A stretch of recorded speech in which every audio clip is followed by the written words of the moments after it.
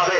এই জন্য মদ ঘর আজকে ঈদের নামে খেলা দিয়ে মায়ে ড্যান্স দেবো আর মদ খাবো, আপনি শুনে রেখে দেন, আপনার জন্য জাহান্নাম, আপনার জন্য জান্নাত কখনো হবে না। 1 নম্বর। 2 নম্বর, ক্ষমা করবেন না আল্লাহ তাআলা হিংসুককে। আপনি নামাজ পড়বেন, রোজা করবেন, সাদকা করবেন, আর দিলে হিংসা থাকবে, এরা আল্লাহ বরদাস্ত করবে না, ক্ষমা করবে না।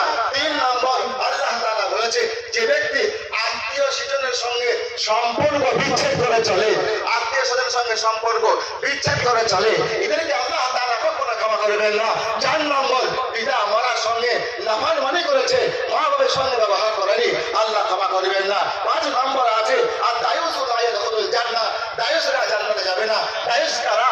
আমি জ্ঞানীমান, আমি বুদ্ধিমান, আমি আছি, আমি থাকা সত্ত্বেও আমার বিবি, আমার মেয়ে বেপরদায় হয়ে চলছে, আজকে তার পোশাক ঠিক নেই। দোস্ত বুজুর্গ, মুসলমানের পোশাক, আমার মসজিদে বলেছিলাম মুসলমানের পোশাক মেয়েদের জন্য নিচে সালোয়ার কামিজ পায়জামা হবে। আজ মুসলমান এমন পোশাক পরছে, আজকে বলতে বাধ্য হচ্ছে মুসলমানের মেয়েরা নাইটি পরছে, আর নাইটি পরুন মানা নেই, বাড়িতে পরুন। নাইটি পরে শপিং করতে যাচ্ছে, নাইটি পরে রাস্তায় যাচ্ছে, নাইটি পরে নাই পায়জামা। আপনি বলুন আপনার পর্দা কোথায় গেল, আপনার পোশাক কি হলো? এই জন্য মা ও বোনেরা এখানে নেই, কিন্তু মা বোনদের গার্জেন আমরা এখানে আছি, আমরা পুরুষ, আমরা চেষ্টা করবো যেন ওদের কারণে আমাকে জাহান্নামে যেতে না হয়। এই জন্য সকলের কাছে অনুরোধ, দোস্ত শিক্ষা এটা নেই, শিক্ষা এটা নেই, ঈদ থেকে শিক্ষা এটা নেই।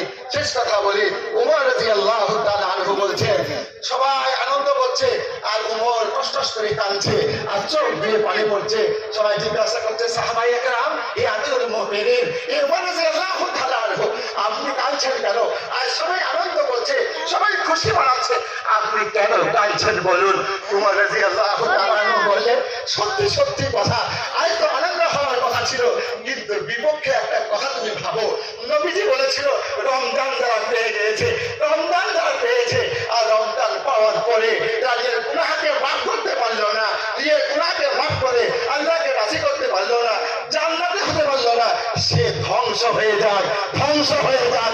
নবীজি এটা বলেছে, তাই আমার ভয় হচ্ছে, আমার ভয় হচ্ছে আমি বল যে না জানি আমি রমজান পেলাম, আমার গুনাহ মাফ হয়েছে কি হয়নি আমি জানিনি। যদি গুনাহ মাফ না হয় তাহলে আমি নবীর ওই কথাতে আমার উমর আমি ধ্বংস হয়ে যাব। তার জন্য আজকে ঈদের দিনে খুশি মনাতে পারছি না, আজকে ঈদের দিনে আমার চোখ দিয়ে টস টস করে পানি পড়ছে। দোস্ত বুজুর্গ, আজ আমি একটু ভাবি যে আমি কিসের খুশি বানাচ্ছি? আমার খুশি তো হচ্ছে পোশাকের খুশি, আমার খুশি তো হচ্ছে খানার খুশি, আমার খুশি তো এটাই হওয়া ছিল যে আমি রোজার মাধ্যমে, নামাজের মাধ্যমে আল্লাহকে খুশি করে গুনাহকে মাফ করে জান্নাতে হতে পারতাম, তাহলে আমার খুশি ছিল, খুশি ছিল। দোস্ত বুজুর্গ, এটাই খুশি। আপনাদের কাছে এইটুকু বার্তা যে আমরা আমার মা বোনদেরকে পর্দার মধ্যে রাখি, আমরা হিংসা বিদ্বেষকে দূরে রাখি, গীবতকে ছেড়ে দিই, আমরা মদকে ছেড়ে দিই, গান বাজনাকে ছেড়ে দিই, নামাজকে পড়ি, আল্লাহর সঙ্গে সম্পর্ক তৈরি করি। খুদা কি কসম, আল্লাহর সঙ্গে সম্পর্ক তৈরি তোমার হয়ে গেলে পৃথিবীর কোনো মানুষ কেন, পৃথিবীর কোনো হিংস্র প্রাণীও তোমার ক্ষতি করতে পারবে না। আল্লাহ তোমার হেফাজত করবে, আল্লাহ তোমার হেফাজত করবে। এই জন্য আমরা যেভাবে রমজান মাস পালিত করেছি, মওত পর্যন্ত আমরা সকলেই পালিত করবো ইনশাআল্লাহ, করবো ইনশাআল্লাহ। একটু আল্লাহকে হাত ইশারা করে বলি ইনশাআল্লাহ পালিত করবো ইনশাআল্লাহ। আল্লাহ কবুল করুক। নামাজের টাইম হয়ে গেছে, একদম 7টা আকাশ বাজছে আমার ঘড়িতে। 29 নামাজ দাঁড়াবো বলেছে, আমি টাইম শুনতে হবে, আমি কাউকে দিতে পারলাম না, সবাইকে ডেকেছিলাম, মাফ করবেন। যে নয় পেছনকার খেলা দেখতে পাচ্ছি না আমি, সেটা করে নেবেন। নামাজের নিয়মটা বলবো আমি ইনশাআল্লাহ। 1 মিনিট বাবা, 1 মিনিট, 1 মিনিট, আমি নামাজের নিয়মটা বলে যাবেন ইনশাআল্লাহ। হ্যাঁ হ্যাঁ, নামাজের নিয়মটা বলে দিই। আমরা প্রত্যেকবার নামাজ পড়ি, নিয়ম জানি। আমরা 2 রাকাত, এটা ওয়াজিব নামাজ, অতিরিক্ত 6 তাকবীর লাগবে। এই জন্য প্রথমে নিয়ত বেঁধে নেব। নিয়ত অন্তর থেকে